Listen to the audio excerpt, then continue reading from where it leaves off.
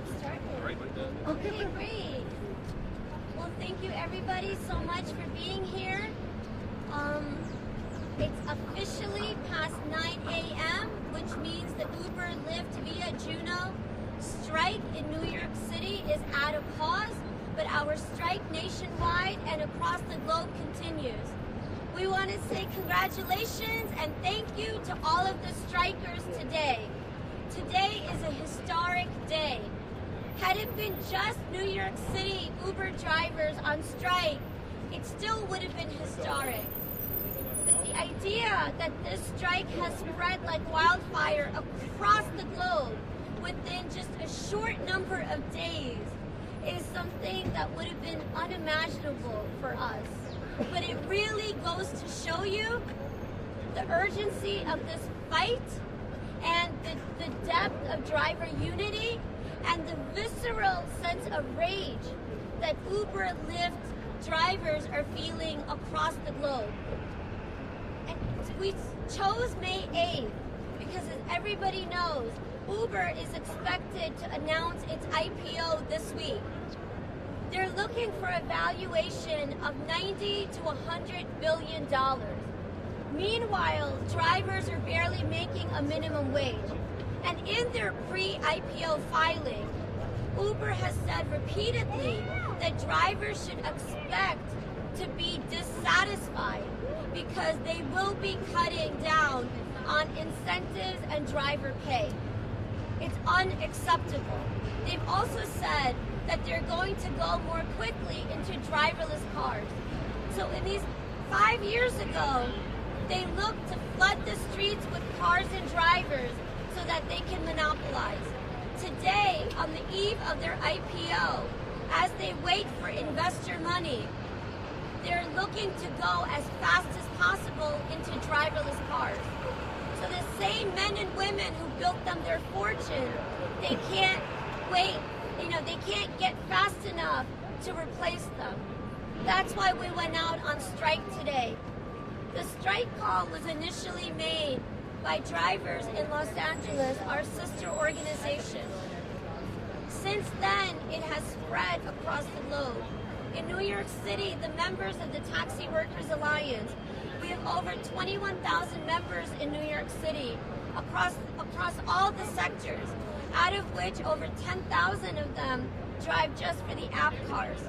We took a vote to go out on this strike, both as an act of solidarity with our brothers and sisters across this country and across the globe, but also to demand that Uber and Lyft drivers should be guaranteed 80 to 85% of the fare. Up until 2017, drivers were paid a percentage of the fare. And then just as Uber and Lyft started to raise the fares on the passengers, they cut the drivers out of it. And instead, drivers were paid at a metered rate of distance and time. And that rate has been frozen.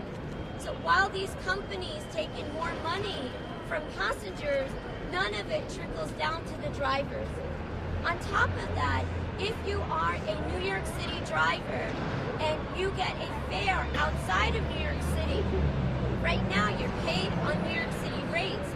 However, if you're in Connecticut, New Jersey, and you're coming back, and they dispatch a fare to you, you're then paid at the rates of those cities and states. Even though you're a New York City driver, you're not being paid at a New York City rate for all of your jobs. And then there's the major issue of deactivations, where drivers are, deactivation is the fancy Silicon Valley term for being fired.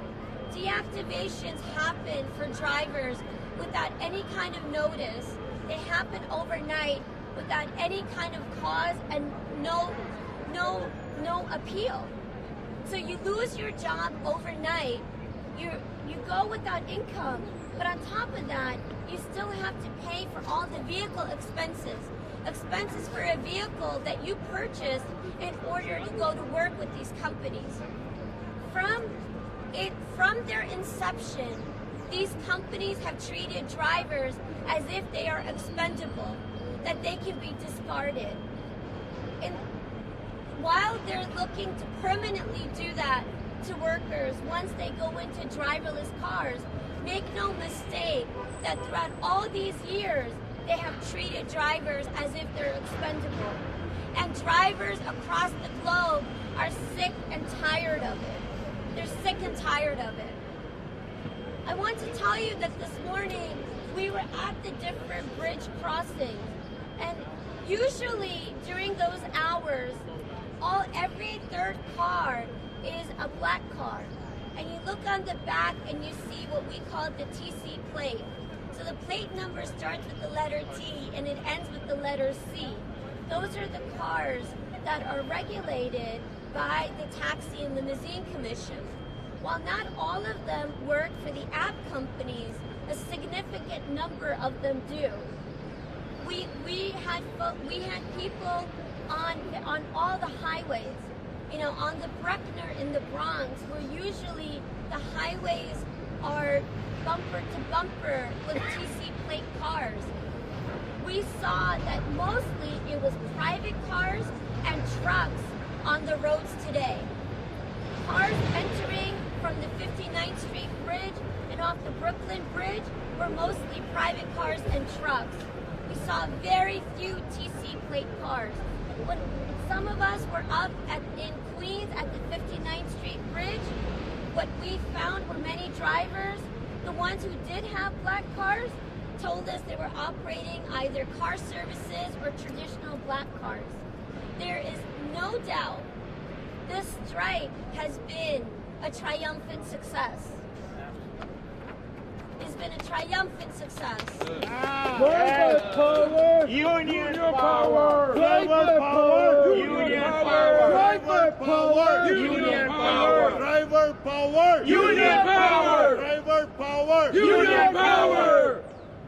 But I'm gonna turn this over to some of our strikers of the day. And I think, as most of you know, we have a strikers rally this afternoon at 1 p.m. So that's actually our main gathering of all of the drivers. We didn't do it early in the morning because people are not working. That's the point of the strike. If you got your cars, it's really hard to find parking places. And so, we decided to have people go on strike in the morning for 7 to 9 a.m. and then be able to resume work at this hour and then take off at 1 o'clock for our rally this afternoon. And the rally this afternoon will be of drivers across all of the sectors. So really, we wanted to have this press conference right now to be able to respond to you as to what we have seen about the effectiveness of the strike, and how we as organizers are able to observe that. I can tell you, while the numbers will only come in over the next set of days, we know that, for example, in Manhattan, the surge was 2.2 times.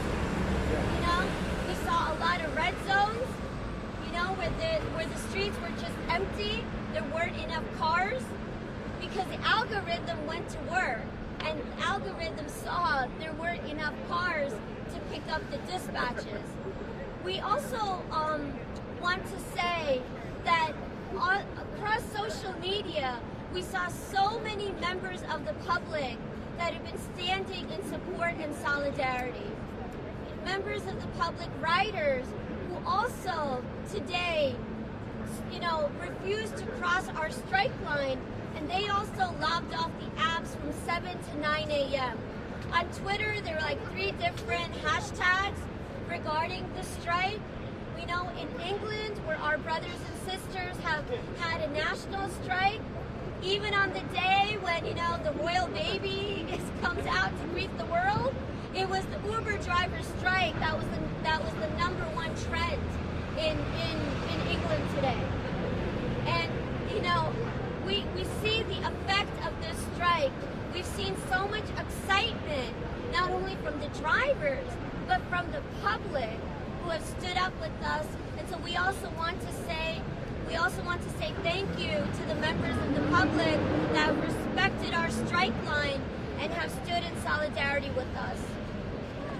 So now I'd like to turn it over to one of the strikers of the day and also one of the organizers of this strike. Yeah, name and title, please. Bhairavi Desai, Bhairavi. Desai, D as in David, ESAI. I'm the executive director of the New York Taxi Workers Alliance, the organization that proudly organized this historic strike of app drivers in New York City.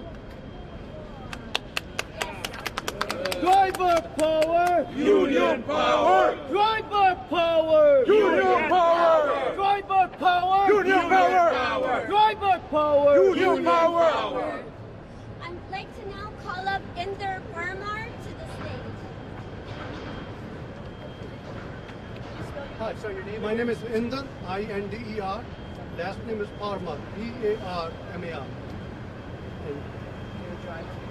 I'm an Uber driver since 2013, and I'm a full-time Uber driver, and I work 70 to 80 hours a week, and Uber still calls me a part-time driver. I have no idea where did they get the law of 40 hours or 80 hours.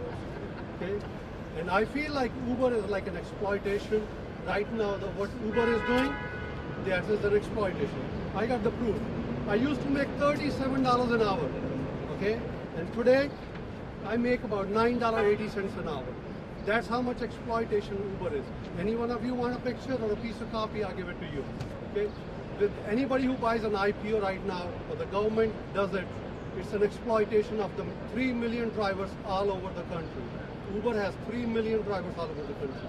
It's an exploitation and a legal slavery, and Uber is getting away with this, saying that we are independent contractors, and they are getting away with this murder. And they are exploiting 3 million. Last year, 9 drivers committed suicide, only in New York. I have no idea how many did all over the country. But I think so hundreds of more drivers will commit suicide if we let Uber do what they are doing today. Thank you, everyone. Did you buy into the IPO? No, I will not buy an IPO. This is a slavery. This is a slavery. I will not support a slavery company, a company who slaved 3 million drivers. That's what it is. $9 an hour. What will you call this $9 an hour? I have to still pay for my gasoline. I have to pay for my car. I have to pay for my insurance. Then I have to feed my family. I used to make $37 in 2014. Anybody wants a copy, I'll give you the copies. I made $37, now I make less than $10. Did they give you the option to buy shares? I can buy the share most probably in open market, but I've been driving since 2013. And to shut my mouth, they gave me $500 because I'm a good driver. Will $500 for $10 an hour, does it pay? How many of you will work for $10 with your car? That you have to buy the car, you have to buy the insurance, you have to maintain the car, and you have to buy the gasoline. And I still have to take out the tolls out of $9.80. Is there any legal action you as an organization can take We to cannot. challenge what they're doing, to that they're bearing down benefits and pay? Uber is hiding behind that I'm an independent contractor. They hide behind independent contractor. That's why they can even give me $1 an hour and still get away with it. So that's legal. That is, we want the Labor Department and the government of the United States to get involved in this thing and figure out how to resolve this problem. Because that's what they are doing right now. Is this like a dehumanizing experience? It is. This is the worst experience I have in the last 30 years I've been in this country. Did you drive a cab or something before? I've been driving since 2006.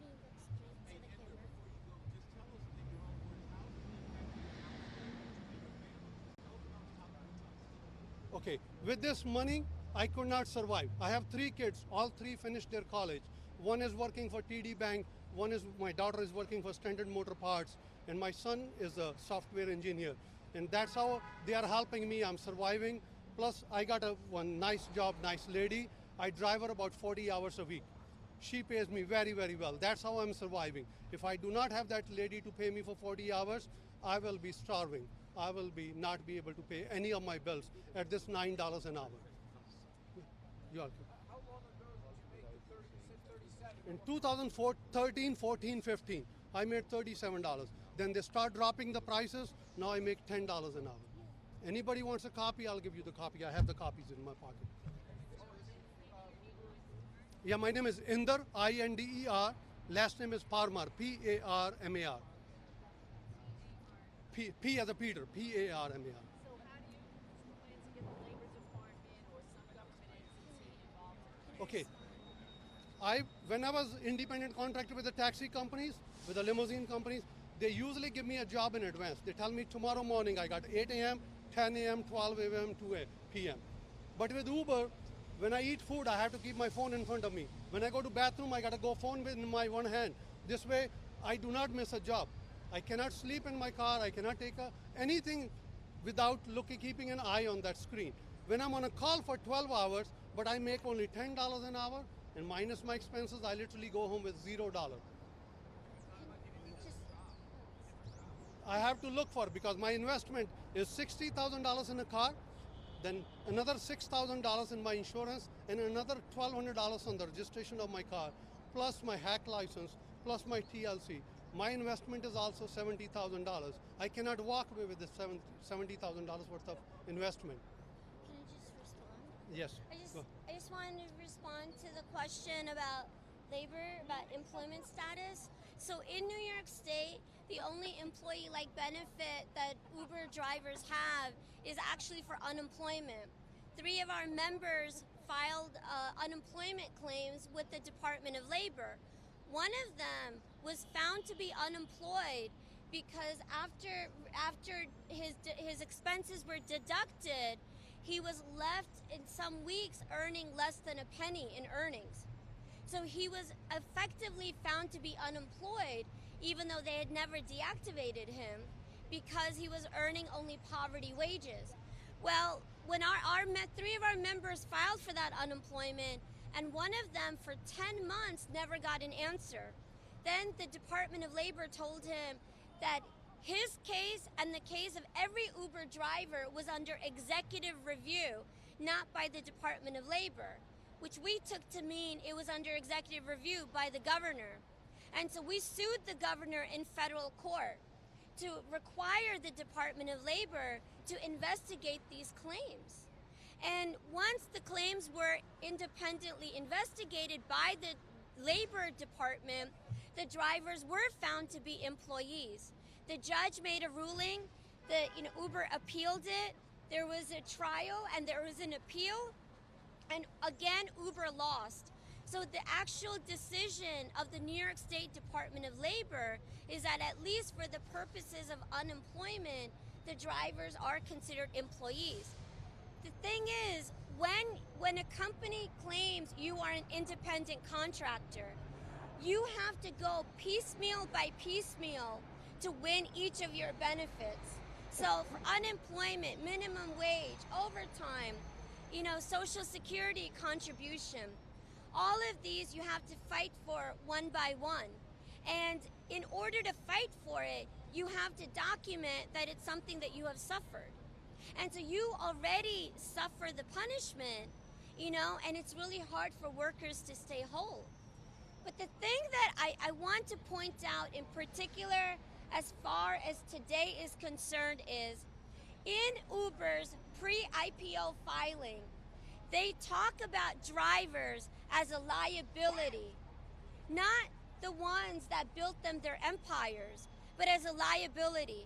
That because they have to share the revenue from the fare with the drivers, they see that as a liability to their ability to make a profit. They also say that giving drivers basic employment protections would overturn their business. And we have seen, like after Lyft's IPO, we have seen from various analysts who've talked about that in order for who have advised these companies to basically cut down on the number of drivers, cut down on driver pay, and go as quickly as possible into driverless cars. Because from the get-go, Travis Kalanick, the founder of Uber, had a very famous quote where he said, the only problem he has is he has to share some money with the dude in the front seat. From day one, they have seen drivers as expendable and as liabilities. And now that they're getting closer to the IPO, we think they're beginning to start to shed the number of drivers. So you get deactivated overnight without any notice, without any just cause. Meanwhile, who's going to pay for the car that you bought in order to go to work for them? It's not acceptable. It's not acceptable for workers to be treated this way, particularly while these companies try to get valuated at $100 billion. What about lawmakers or legislation that was brought to the council? I know they ran away from Uber, several years ago. Right. Or state lawmakers or congresspeople. Yeah. Have you talked to them about legislating? Yes. There's some protections. Absolutely. So in terms of employment protections, those could only come at the state or federal level. But at the local level, the city council could heed the call of our strike today. They can take action on the deactivations. The city council could pass legislation to give drivers the right for just cause in order to be terminated, where drivers would have a right for notice and appeal and cause, so they're not just fired overnight and left penniless and in debt. The Taxi Limousine Commission could regulate that the app companies, that the minimum fare could be the same across this entire industry, and that the app companies must pay 80 to 85% of that fare to the driver. We know that there is interest in this Taxi Limousine Commission to do that, but we also know that, while we fight publicly, behind the scenes, Uber and Lyft will be lobbying against those efforts. And so we don't want to wait for that day. We held this strike today to send a message to these companies that we're not afraid of fighting them and confronting them directly. Does TLC have any jurisdiction over the app companies? Last summer, the city council established a law that where these companies were classified as high frequency vehicles, and so it's the app companies. All of them qualify right now. The TLC right now does have the right to certain legislation and regulation over them. But we all know the game. Workers go up in front of regulators. We push for protections. The companies use their lobbyists to push back. In 2016, Uber and Lyft spent more on lobbyists than Amazon, Walmart, and Microsoft combined. That's according to a report by the National Employment Law Project. And so we're here to say that we're not going to just depend on the goodwill of regulators. We're sending a message directly to these companies that we will take you on by strikes and work stoppages in order to stop your lobbying to undermine the rights of the drivers.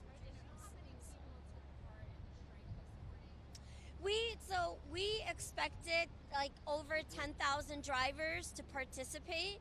We won't know the exact number, but I do have to say, from all the outreach that we had done, we believe the number was actually much higher than 10,000. I think so. New York City. Just New York City. Uh-huh. I mean, of course, there are always going to be reports, of that nature. But from what we saw, from our observations on the street, as well as this is from Uber itself. During our strike time. So these tell you the tell. There is no driver on the street. 2.2 surge. 2.2 surge. 2.2. Yeah. That means short. Yeah. Oh yeah. May I? Yeah. Biju Haider. Biju Haider. Just spell it. Biju H-A-I-D-E-R, Haider. That means there is no drivers. They are putting surge. You know, if you pay $45, this is going to be like $120 to $150. Driver will get, but probably they charge per passenger $200 to $300. You know, the so-called upfront pricing. We don't. This is business district, Manhattan. So this is tell you the tell. How successful is that strike? Screen of Oh, screen Now, निकल गई. is that showing? No. During the strike time. This is a screenshot. During the strike. During the strike. It's a screenshot. So you can see the time. You know, I Don't can wait. see Hold the. it still. Don't move your hand. Hold it still. Still. Take that off. And anyone can. So it's showing you there's no cars. Yes, absolutely. Just say. I can Can you understand. repeat it? Repeat yourself. Oh, this tell you the tell. There is no driver on the street. The business district in Manhattan. You know, surge is on as much as 2.2. It's very rare. It's probably last time 2.2 is during the 31st night, 31st December. 8:22 a.m. Well, what is 2.2 mean? To mean if you pay Double the regular price. fare $10, you have to pay $22. You see? Also, I just want to say that Uber across the country, no, stay here. Uber across the country had been promising passengers that the rates would actually be lowered. Uber saw on social media that many members of the public were saying that they will not cross the strike line. And so Uber had been sending out messages. You can find them all over Twitter where passengers in support of us took screenshots where Uber and Lyft sent them messages saying that the rides would be cheaper today. They were trying to lure the public. On the other hand, they were telling drivers that they would pay the drivers an incentive of 2.2 times more than what the driver normally gets paid. And that is after months of Uber no longer giving incentives to drivers. They have stopped incentives for a while now. Okay, they brought them back up today at the time of the strike because there were not enough drivers doing the work. And if passengers say, well, if for any passenger who might think that if their ride appeared cheap, that means that the drivers were still on the road, they're mistaken. Because Uber had already publicized that they were going to make the rides even cheaper today in order to attract more passengers. What happens after this? Another strike or another shutdown? I mean, this strike is just the beginning. You know, we feel really triumphant. We publicly announced our strike just 5 days ago. We know that tens of thousands of drivers went out on strike today. Striking is the hardest thing that workers do, but it's the most powerful and it's the most thrilling. It's when you really feel your power. And I assure you, every driver was checking their app, and the drivers would have seen the surges, and they would have seen the red spots, and drivers would have known that our unity held and the strike held strong.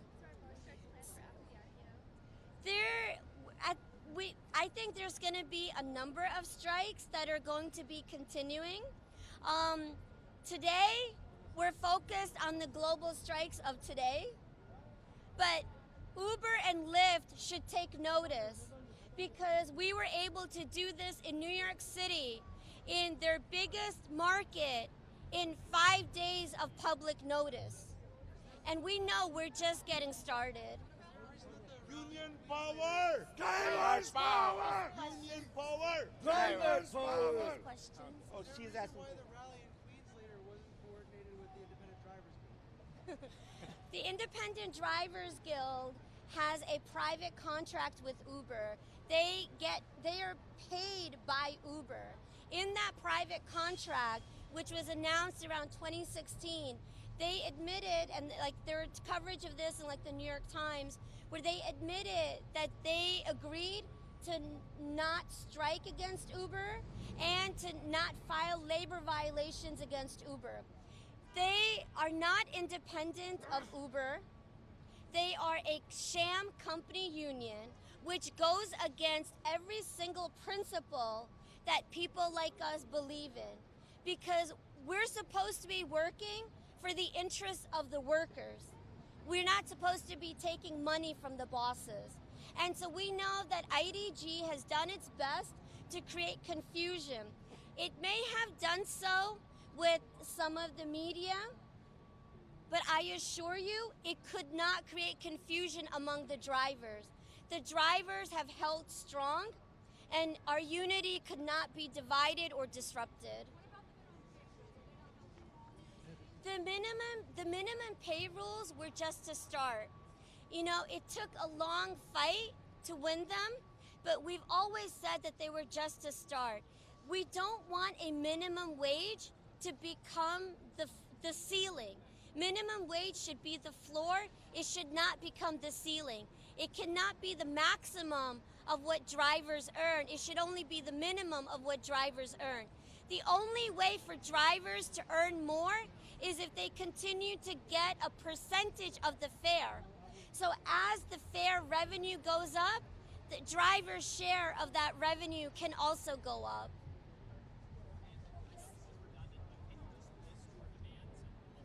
Sure, yes. The demands of our New York City strike. So as you know, the number of cities were striking across the country and across the globe. In New York City, our demands are that we want a return to a regulated commission system where the commission is capped, and so drivers are entitled to 80 to 85% of the fare. We want an end to upfront pricing. Upfront pricing is where Uber charges a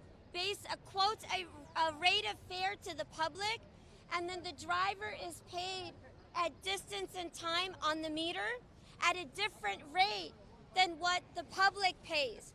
What we have found is that once Uber separated driver pay from what the passenger pay is, that Uber started to take a higher share of that fare.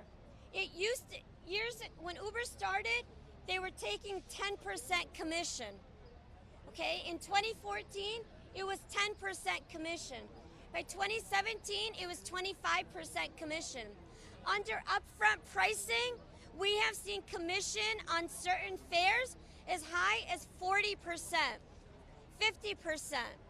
That's how little of the fare the drivers were getting, even though the drivers have to pay for the vehicle, the insurance, the gasoline, the maintenance, the repairs, all the major expenses related to this job.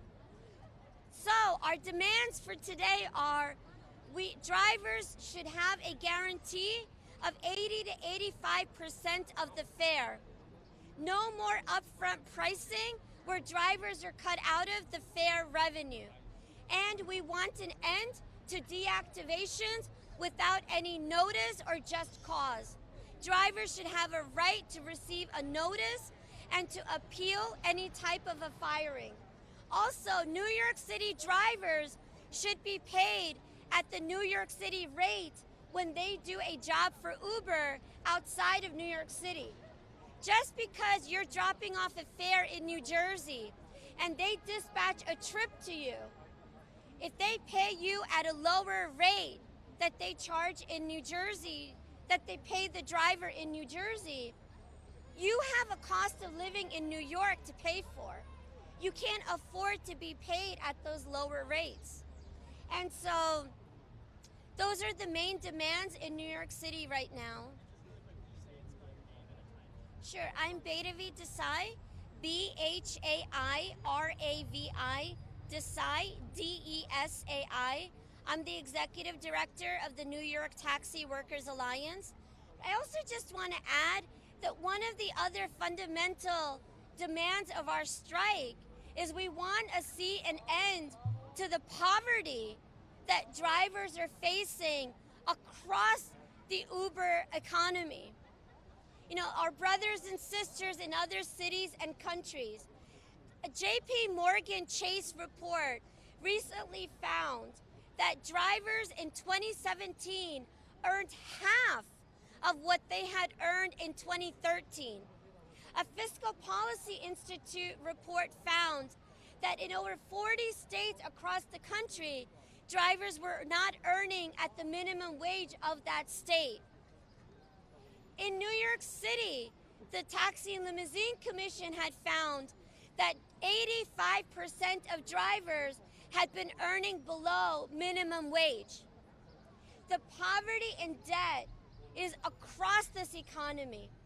And in their IPO filing, Uber has said explicitly drivers should expect to be increasingly dissatisfied because the pay rates will only get lower. And that's one of the main reasons that we're out on strike today itself on May 8th on the eve of their IPO. Thank you so much. Union power! Drivers power! Union power! Drivers power! Union power! See everybody at 1 o'clock in Long Island City? That's the rally of the strikers. That's the only rally of the strikers today. Long Island City at 1 p.m. 47th Avenue, Thank 31st you. Street. Yeah.